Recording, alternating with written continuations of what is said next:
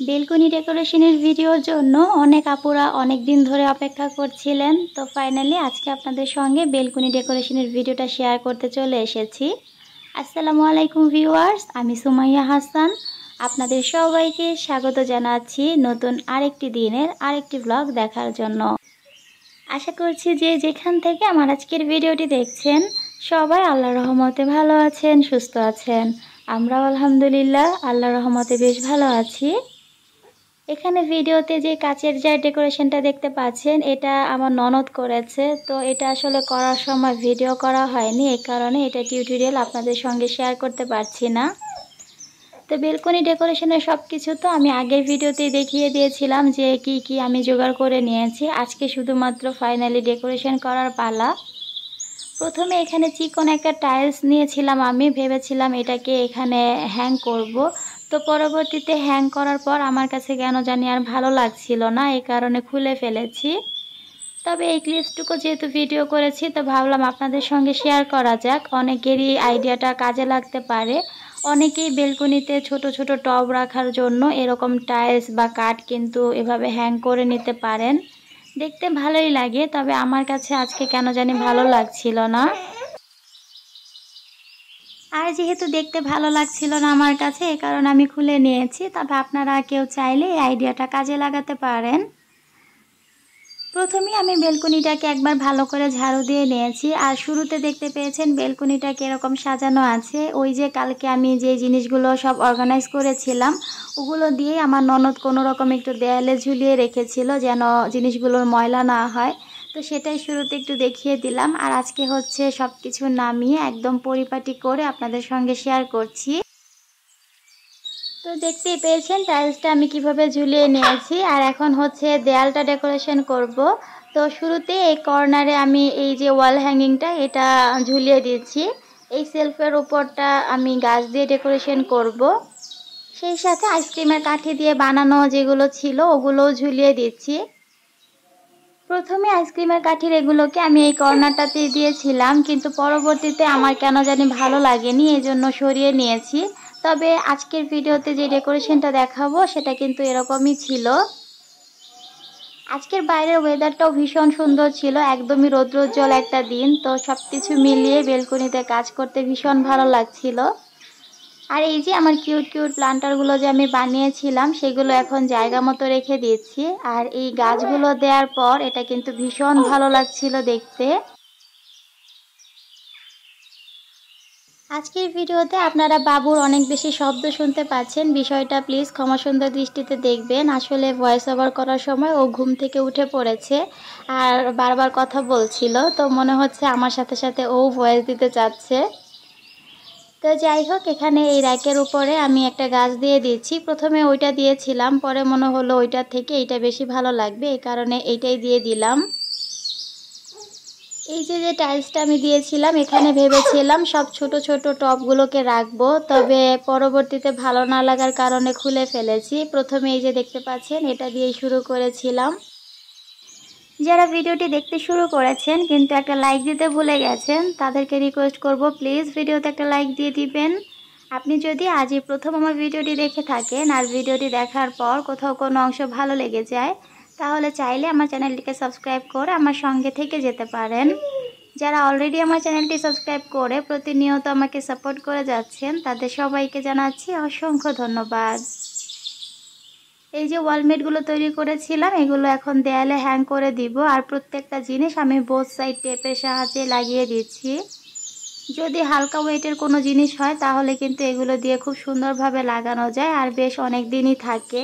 তবে যদি একটু ভারী হয় তাহলে কিন্তু থাকে না, কিছুদিন পরেই দেখা যায় খুলে যায়। এই ওয়ালমেটগুলো মোটামুটি একটু ভারী ছিল, তো আমি প্রথমে লাগাচ্ছিলাম কিন্তু 2 দিন পরে দেখা গেছে যে এগুলো একটু খুলে পড়ে গেছিলো। তো পরবর্তীতে আমি আবারও আঠা দিয়ে লাগিয়ে দিয়েছি। বেলকনির এই ডেকোরেশনটা যেহেতু আমি মাত্র কিছু দিনের জন্য করছি এই কারণে দেখতেই পাচ্ছেন দেয়ালটা কিন্তু আহামরি কোনো কিছু দিয়ে সাজাচ্ছি না, আর পুরো দেয়ালটা রঙও করা হয়নি। আমার খুব ইচ্ছা আছে আমি বেলকনিটাতে খুব হালকা স্মুথ একটা কালার করব, তো সেটা যেহেতু আপাতত করতে পারছি না এই কারণে এরকমটা করে নিয়েছি। হালকা স্কাই একটা কালার দেওয়ার খুব ইচ্ছা আছে, তো দেখি ইনশাল্লাহ কয়েকদিন পরে এটা ট্রাই করব। আসলে এখন যেহেতু আমি অনেকগুলো কাজের সাথে যুক্ত আছি, এই কারণে ছোট বাচ্চা নিয়ে সব দিক সামলানো সম্ভব হচ্ছে না। এই দিকে 2টা চ্যানেল সামলাতে হচ্ছে, ওখানে আমার পেজও আগের মতো আবার কন্টিনিউ আমি করছি, নতুন করে পেজ ক্রিয়েট করে সেটাতে কন্টিনিউ ভিডিও দিচ্ছি। তো পেজের জন্য দেখা যাচ্ছে আলাদা ভিডিও করতে হয়, আবার 2 চ্যানেলের জন্য আলাদা আলাদা করে ভিডিও করতে হয়, সেই সাথে বাবুকে সামলানো, তো সব কিছু মিলিয়ে আসলে অনেক বেশি চাপের মধ্যে আছি। তাই চাইলেও সব কিছু ইজিলি করতে পারি না, একটু সময় নিয়ে তারপরেই সব কিছু করতে হয়। এই র্যাকটার উপরে যে গাছগুলো আছে, এখন সবগুলো গাছ আমি নামিয়ে নিব, তারপর র্যাকটাকে ভালো করে মুছে আবার নতুন করে অর্গানাইজ করে নিব। একজন আপু আমাকে প্রশ্ন করেছিলেন এই র্যাকটা বানাতে কত টাকা খরচ হয়েছে, তো আপুর উদ্দেশ্যেই আজকে বলে দিচ্ছি। এই র্যাকটা আমি কারখানা থেকে কালার ছাড়া বানিয়ে এনেছিলাম, সম্ভবত 1000 টাকা কি 1100 টাকা নিয়েছিল, আমার এই মুহূর্তে মনে নেই, অনেক দিন আগে করেছিলাম। তারপরে এটাকে আমি হোয়াইট কালার করে নিয়েছি, তো সব কিছু মিলিয়ে আমার 1200 টাকার মতো খরচ পড়েছিল। তবে অনলাইনে এই সেম ডিজাইনের র্যাকটা যখন আমি কিনতে গিয়েছিলাম, আমার কাছে 2700 টাকা চেয়েছিল, এই কারণে আমি আর অনলাইন থেকে না নিয়ে একটু বুদ্ধি খাটিয়ে আমি 1200 টাকাতেই এই র্যাকটা বানিয়ে নিয়েছিলাম। আগের বাসাতে এটা আমার ঘরেই ছিল, তবে এই বাসাতে এটা ঘরে রাখার মতো কোনো জায়গা আপাতত নেই, এই কারণে বেলকনিতে রেখেছি। তবে ইনশাল্লাহ আমাদের ড্রয়িং রুমটা যখন গোছানো হবে তখন ইচ্ছা আছে জায়গা বের করে এটাকে ড্রয়িং রুমে নিয়ে যাব।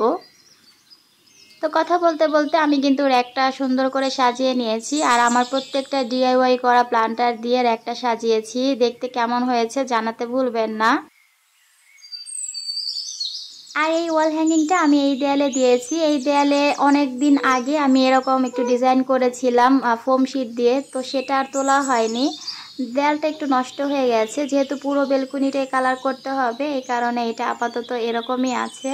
আর এই যে এই পাশের দেয়ালটাও কিন্তু দেখতে পাচ্ছেন একদমই নষ্ট হয়ে গেছে। যেহেতু এই বাসাটা অনেক দিন আগের বানানো একটা বাসা, আর আমার শাশুড়িরা এই বাসাতে আজকে প্রায় 12 বছর যাবৎ আছে, তো সব মিলিয়ে বাসাটা কিন্তু এখন পর্যন্ত আর কালার করা হয়নি, এই কারণে সব জায়গারই কালার একটু নষ্ট হয়ে গেছে। আর এই যে আমার রেড কালারের বক্স 2টা আমি এখানে এভাবে দিয়েছি, আর এগুলোতে আমি হারিকেন দিয়ে গাছ দিয়ে ডেকোরেশন করে নিচ্ছি। ডেকোরেশন ভিডিও করতে বরাবরই আমার ভীষণ রকম ভালো লাগে, তবে ডিআইওয়াই করতে আরও বেশি ভালো লাগে। আপনারা অনেকেই আমার ডিআইওয়াই দেখতে ভীষণ পছন্দ করেন, তো যারা ডিআইওয়াই দেখতে পছন্দ করেন তারা চাইলে আমার সেকেন্ড চ্যানেলটা সাবস্ক্রাইব করে রাখতে পারেন। ওখানে কিন্তু আমি সপ্তাহে 2 দিন ডিআইওয়াই ভিডিও আপলোড করি, আর ওখানে অনেক আনকমন ভিডিও আপলোড করা হয়। আশা করি আপনাদের কাছে আমার আইডিয়াগুলো বেশ ভালো লাগবে। পুরোপুরি বেলকুনিটা সাজানো হয়ে গেছে, তবে সাজাতে সাজাতে কিন্তু আবারও বেলকুনিটা আমি একটু ময়লা করে ফেলেছি, এই কারণে ভালো করে আবার একটু ঝাড়ু দিয়ে নিচ্ছি। আর ফাইনাল লুকটা আপনাদেরকে এখন দেখিয়ে দিচ্ছি। তো এই যে দেখতে পাচ্ছেন আমার খুবই সিম্পল এবং খুবই পছন্দের জায়গাটা এখন রেডি। তো যদিও এটাকে একদম মনের মতো করে সাজাতে পারিনি, তবে আপাতত যতটুকু মন মতো হয়েছে ততটুকুই আলহামদুলিল্লাহ। আর বেলকুনিতে এখন তো আর আগের মতো গাছ নেই, যতটুকু গাছ আছে ততটুকুই দেখাচ্ছি। তবে আমার ইচ্ছা আছে বেলকুনিতে আমি গাছের সংখ্যা একটু কমিয়ে দিব, মানে এত পরিমাণে গাছ মেনটেন করাটা আমার জন্য এখন বেশ কষ্টকর, এই কারণে গাছের পরিমাণও একটু কমিয়ে দেওয়ার ইচ্ছা আছে। তো ওভারঅল সব কিছু সব জায়গাতে সেট করে নিয়েছি। আপনাদের কাছে কেমন লেগেছে আমার এই বেলকনি ডেকোরেশন আইডিয়া অবশ্যই কমেন্ট করে জানাতে একদমই ভুলবেন না। আপনাদের একটা কমেন্ট আমাকে পরবর্তীতে ভিডিও মেক করার উৎসাহ যোগায়, তাই আপনাদের কাছ থেকে অবশ্যই একটা কমেন্ট আশা করব। এখানে প্রত্যেকটা প্লান্টার আমি নিজে হাতে তৈরি করেছি, আর গাছ দেওয়ার পরে প্রত্যেকটা প্লান্টার কিন্তু অনেক সুন্দর লাগছিল। আজকে বেলকনি ডেকোরেশনের কোন জায়গাটা সাজানো আপনাদের সবথেকে বেশি ভালো লেগেছে সেটাও কিন্তু আমাকে জানাতে পারেন, জানতে পারলে আমার বেশ ভালো লাগবে। এই র্যাকের প্রত্যেকটা জিনিস কিন্তু আমি নিজে হাতে বানিয়েছি, আর প্রত্যেকটা ডিআইওয়াই করা বা রিসাইকেল করা জিনিসে যখন আমি গাছ লাগাই আমার কিন্তু অনেক বেশি ভালো লাগে। সেই সাথে এই দেয়াল সাজানোটা কেমন হয়েছে সেটাও জানাতে ভুলবেন না। আমার কাছে তো দেয়ালটা ভীষণ রকম ভালো লাগছিল, পুরো দেয়ালটা যদি কালার করা যেত তাহলে আরও বেশি ভালো লাগতো। কার্ডবোর্ড দিয়ে ছোট ছোট যে ফুলগুলো আমি বানিয়েছিলাম এগুলো দেখতে কিন্তু খুবই কিউট লাগছিল। ক্যামেরাতে কেমন লাগছে জানি না, তবে বাস্তবে দেখতে ভীষণ ভালো লাগছিল।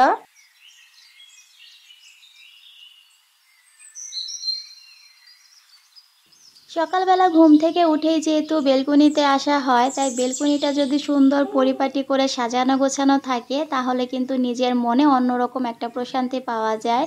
তো আমার কাছে তো এরকম সাজানো গোছানো বেলকুনি ভীষণ ভালো লাগে। আমি যখন ঢাকায় ছিলাম তখন ওই বেলকুনিটাকেও আমি আমার মনের মতো করে একদম সুন্দর পরিপাটি করে সাজিয়েছিলাম। যখন বাসাটা ছেড়ে দিয়েছিলাম তখন ভীষণ কষ্ট হয়েছিল, কারণ এত সুন্দর করে সাজানো বেলকুনিটাকে ছেড়ে চলে আসতে হয়েছে। তো এই বাসাতেও আমি আবার নতুন করে আমার বেলকুনিটাকে মনের মতো করে সাজানোর চেষ্টা করছি। আজকের আকাশটা ভীষণ সুন্দর ছিল, তো সব কিছু মিলিয়ে আকাশ, বেলকুনি, ওয়েদার সব মিলিয়ে আমার ভীষণ রকম ভালো লেগেছে, কারণ আজকের দিনটা আমার জন্য ভীষণ স্পেশাল ছিল যে বেলকুনিটাকে আমি সুন্দর করে সাজাতে পেরেছি। তো আজ বিদায় নিচ্ছি, আল্লাহ হাফেজ।